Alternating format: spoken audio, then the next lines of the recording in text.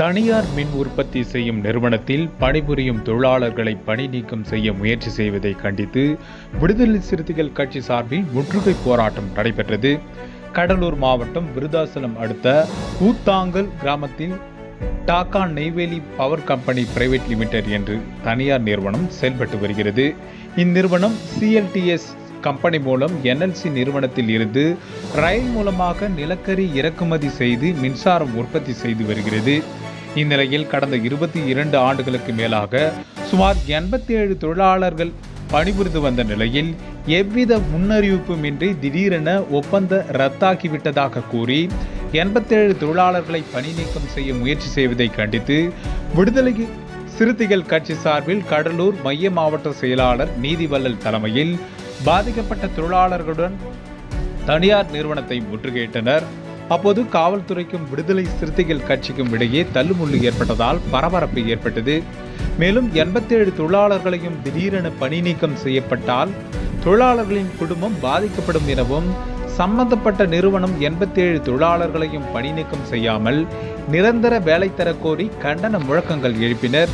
பின்னர் காவல்துறையினர் சம்பந்தப்பட்ட தனியார் நிறுவன அதிகாரிகளுடன் பேச்சுவார்த்தைக்கு ஈடுபட அழைப்பு விடுத்ததன் பேரில் போராட்டத்தை கைவிட்டனர்.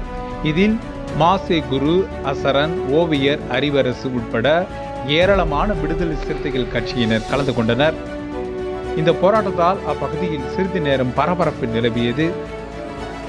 கடலூர் மாவட்டம் விருத்தாசலம் வட்டம் ஊத்தாங்கால் அருகே உள்ள டாக்கா நிறுவனத்தில்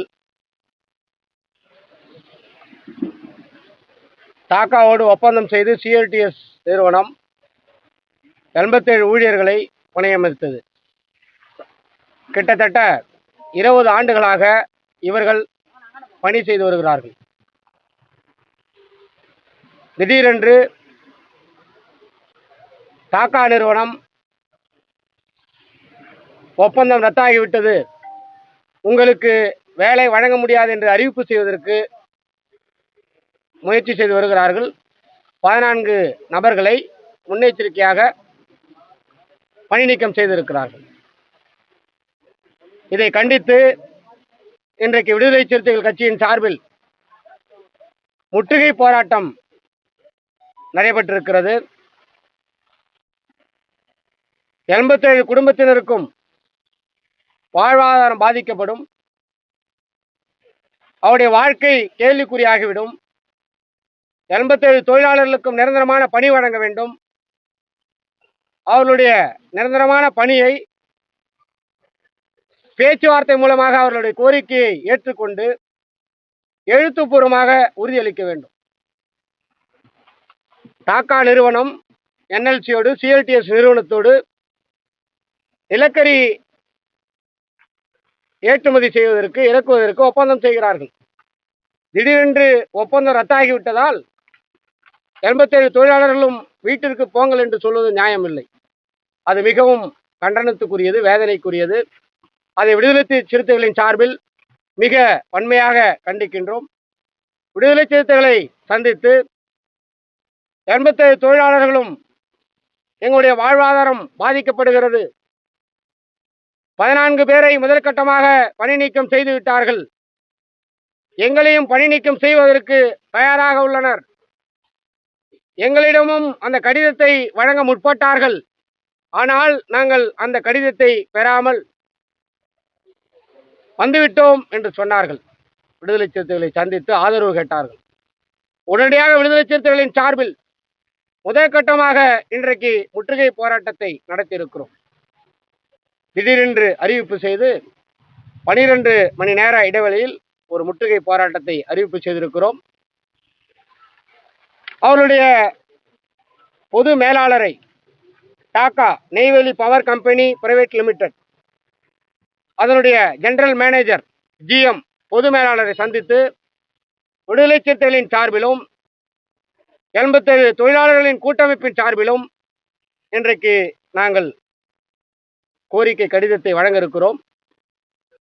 அந்த கோரிக்கை கடிதம் என்பது 87 தொழிலாளர்களுக்கும் பணி நிரந்தரம் செய்ய வேண்டும். அவர்களைப் போலவே செக்யூரிட்டியாக பணியாற்றி வருகிற மீதமுள்ளவர்களையும் பணி நிரந்தரம் செய்ய வேண்டும் என்ற கோரிக்கையும் விடுதலை சிறுத்தைகளின் சார்பில் முன்வைத்திருக்கிறோம்.